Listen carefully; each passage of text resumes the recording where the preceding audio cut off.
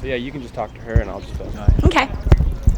So Terry, can you tell me a little bit about this horse? Why did you select him as a yearling, other than the pedigree? Well, actually, we bought him as a 2-year-old. He was never set to go through a 2-year-old sale or go through any sale. Unfortunately, his breeder passed away that fall, and the estate put a lot of the horses into the 2-year-old sales. Not that they were totally unprepared, but they weren't prepared to compete in the breeze show like all the others that had been prepped all fall and winter. I think that turned out to be a positive for him because he really wasn't a 2-year-old, rolled down there in 10 flat to go an eighth of a mile. And we just fell in love with him. There were 3 different people, and we had the alliances to bring all 3 of the partners together. And there's a partner that came in after the sale. So there are 4 partners, and so far it's been a great partnership. Now, what did you think of his Arkansas Derby? It seems like that was, kind of everyone's been waiting for him to run a race like that. Yeah, obviously it was a breakthrough performance.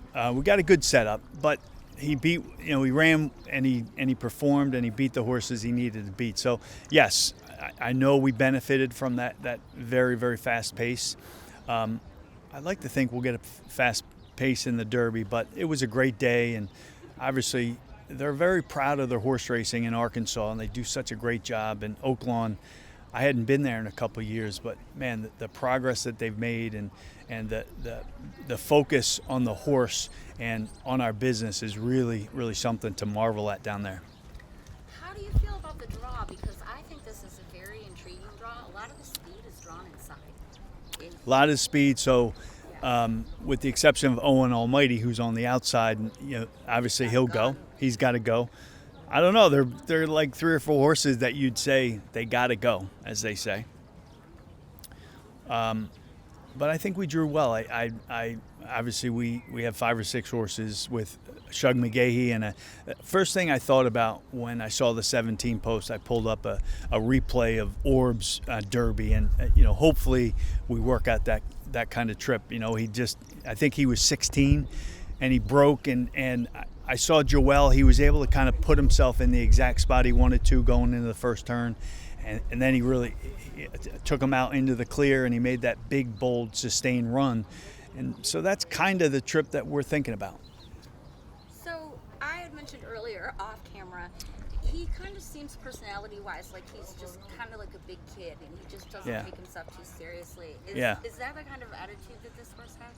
Well, you said that to me, and I was like, man, that is a great way to describe him, and I hadn't really seen or heard of a comment that described him like that. And I would say that's probably like a lesson for all of us, right? I mean, we're in racing. I know it's intense. I know there's a lot of pressure, but when it comes right down to it, it should be fun and enjoyable for all of us. And he's a horse that really drives home that point, because he, as you mentioned, seems to enjoy what he does for like a living, and he really seems to enjoy the attention and the coverage and all the people around him. So the vibes are very, very good, but I'm sure there are a lot of other connections that the vibe is very good. And we'll see what happens. We'll settle this score, not settle the score. We'll settle the debate on Saturday at almost 7 o'clock. And what does it feel like to win a Kentucky Derby? Because you have done that. Mm-hmm. It's pretty good. It's pretty good. Woody Stevens in the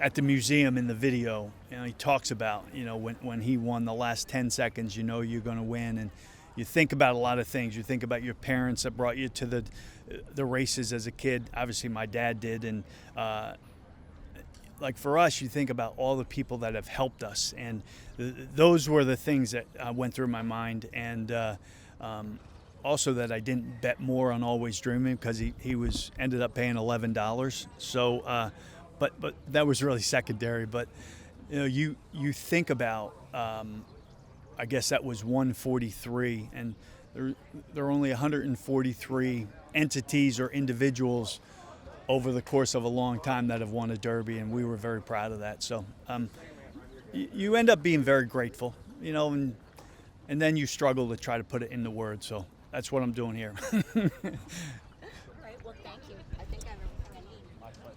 Thank you so much, and good luck. Thank you.